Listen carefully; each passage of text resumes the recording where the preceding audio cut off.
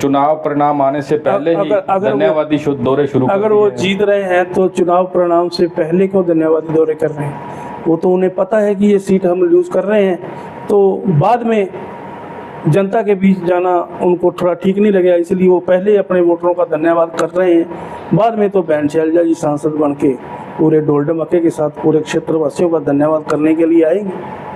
तो मैं खुद किसान हूँ, किसान का बेटा हूँ, मेरे घर का जो रोजी रोटी है वो किसानी से चलती है, ठीक है।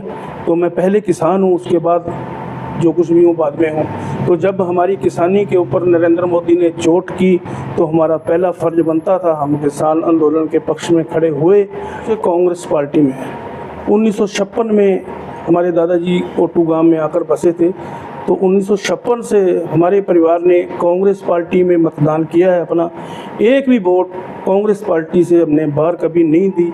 तो जहाँ तक डॉक्टर तंवर का सवाल था वो मेरे। नमस्कार दोस्तों, आज हमारे साथ कोऑपरेटिव बैंक के चेयरमैन और हरियाणा कांग्रेस ओबीसी सेल के पूर्व में जिला अध्यक्ष रहे वरिष्ठ कांग्रेसी नेता बूटा सिंह थिन हमारे स्टूडियो में है। आज हम आपसे बूटा सिंह थिन जी को रूबरू करवाएंगे, क्योंकि कल जो है मतगणना का दिन है, कल चुनाव के रिजल्ट आएंगे लोकसभा चुनाव के, तो उनके बारे में आज हम बूटा सिंह जी से कुछ सवाल जवाब करेंगे।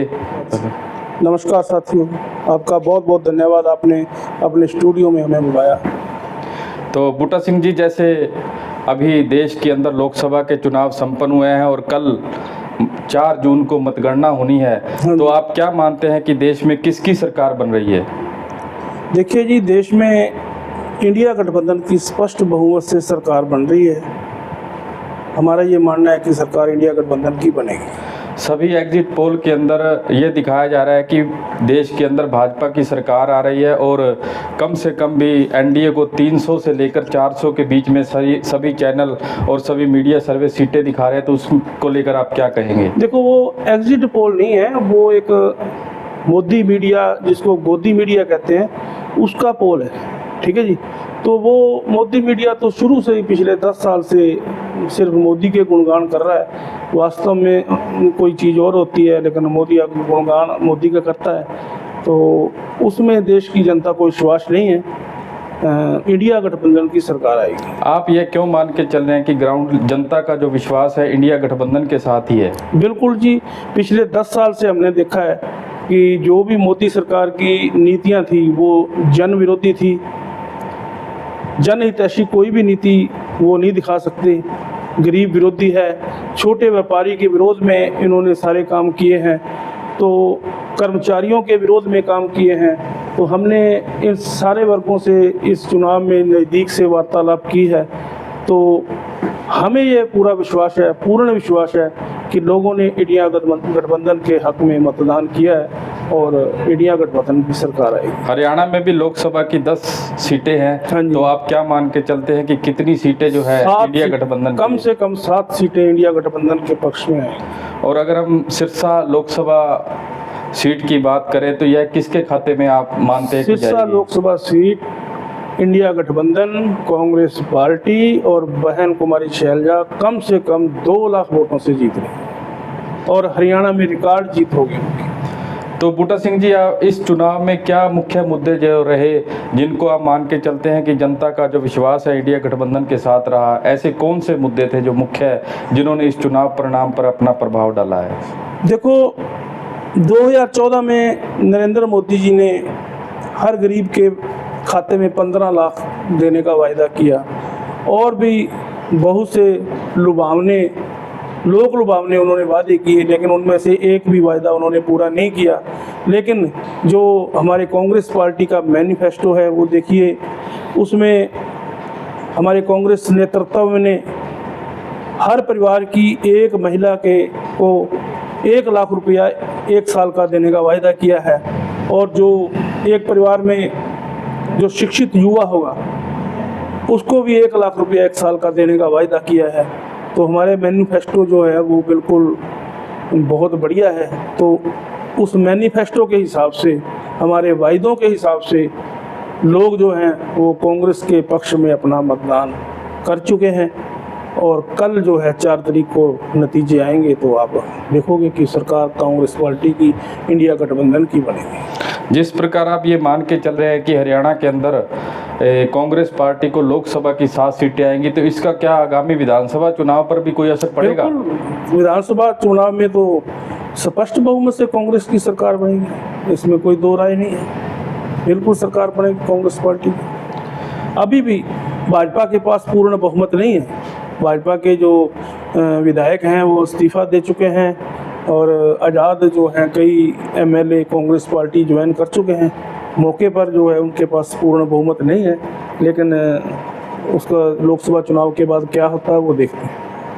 बूटा सिंह जी, कल इस हलके के जो पूर्व में विधायक रहे चौधरी रणजीत सिंह और सिरसा लोकसभा से जो भाजपा के प्रत्याशी डॉक्टर तंवर ने कल रानिया के अंदर धन्यवादी दौरा किया, तो वो तो अपनी जीत को आश्वस्त मानकर चल रहे हैं। दोनों ही कैंडिडेटों ने कहा कि हमारी जो जीत 70,000 से ऊपर की जीत होगी। देखो, और उन्होंने चुनाव परिणाम आने से पहले ही धन्यवादी दौरे शुरू कर दिए। अगर वो जीत रहे हैं तो चुनाव परिणाम से पहले क्यों धन्यवादी दौरे कर रहे हैं? वो तो उन्हें पता है कि ये सीट हम लूज़ कर रहे हैं, तो बाद में जनता के बीच जाना उनको थोड़ा ठीक नहीं लगेगा, इसलिए वो पहले अपने वोटरों का धन्यवाद कर रहे हैं। बाद में तो बहन शैलजा जी सांसद बन के पूरे ढोल ढमक्के के साथ पूरे क्षेत्रवासियों का धन्यवाद करने के लिए आएंगे।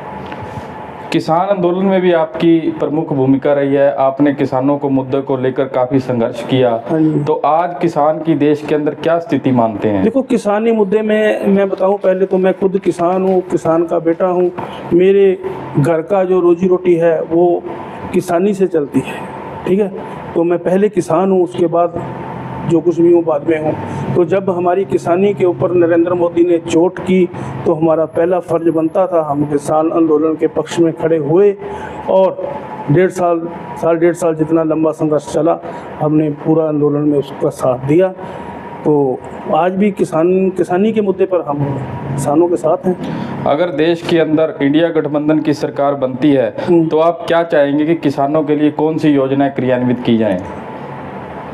जो भी किसानों स्वामीनाथन रिपोर्ट जो है वो लागू की जाए और किसानों के जो मुद्दे हैं किसान यूनियनों के साथ विचार विमर्श करके इंडिया गठबंधन की सरकार जो है उन सभी मुद्दों को, उन सभी कानूनों को लागू करेगी। एक किसानों की सबसे बड़ी मांग एमएसपी को लेकर रही है। बिल्कुल, तो आप क्या मानते हैं कि एमएसपी को वो बिल्कुल हमारे जो है नेतृत्व ने यूनियनों को, किसान यूनियनों को आश्वस्त किया है कि एमएसपी जो है लागू की जाए। पिछले दिनों 2 दिन पहले राकेश टिकैत जी का बयान भी आया था, जो किसान नेता, उन्होंने कहा कि अगर 4 जून के बाद किसान फिर से एक बार आंदोलन की तैयारी कर लें। अगर आप मानते हैं कि देश के अंदर अगर इंडिया गठबंधन की सरकार बनती है तो किसानों को फिर से आंदोलन की जरूरत पड़ेगी? नहीं पड़ेगी, बिल्कुल नहीं पड़ेगी। इंडिया गठबंधन की सरकार जो है वो किसान हितैषी सरकार होगी, गरीब और मजदूर हितैषी सरकार होगी, जो छोटे व्यापारी हैं उनकी हितैषी सरकार होगी।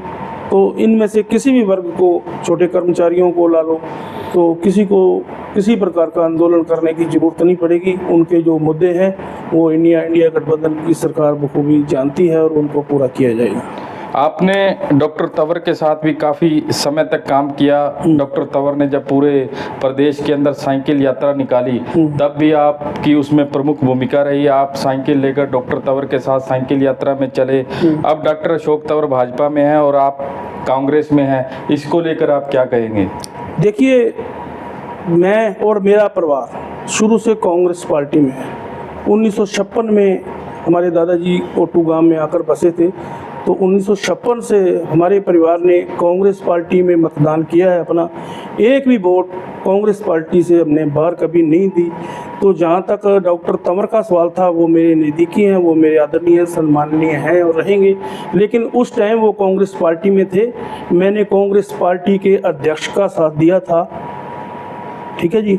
और वो कांग्रेस पार्टी छोड़ के चले गए। मैं अपनी कांग्रेस पार्टी में वहाँ का वहाँ हूँ, कांग्रेस पार्टी में था, कांग्रेस पार्टी में हूँ और कांग्रेस पार्टी में रहूँगा, मरते दम तक रहूँगा।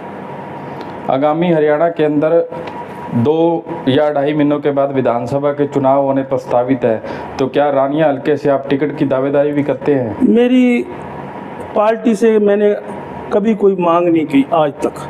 ना मैंने की है, ना मेरी इच्छा है, ना मैं करूँगा। मैं पार्टी का एक छोटा सा कार्यकर्ता हूँ। जो पार्टी मेरे को जिम्मेवारी देगी, मैं अपने तनदेही से उसे पूरा करने का हर संभव प्रयास करूँगा। धन्यवाद दोस्तों। तो आज हमारे साथ बूटा सिंह जी, जो वरिष्ठ कांग्रेसी नेता है रानिया हलके के, उनके हमने विचारों को सुना। हमारे चैनल को लाइक और सब्सक्राइब कीजिए। धन्यवाद।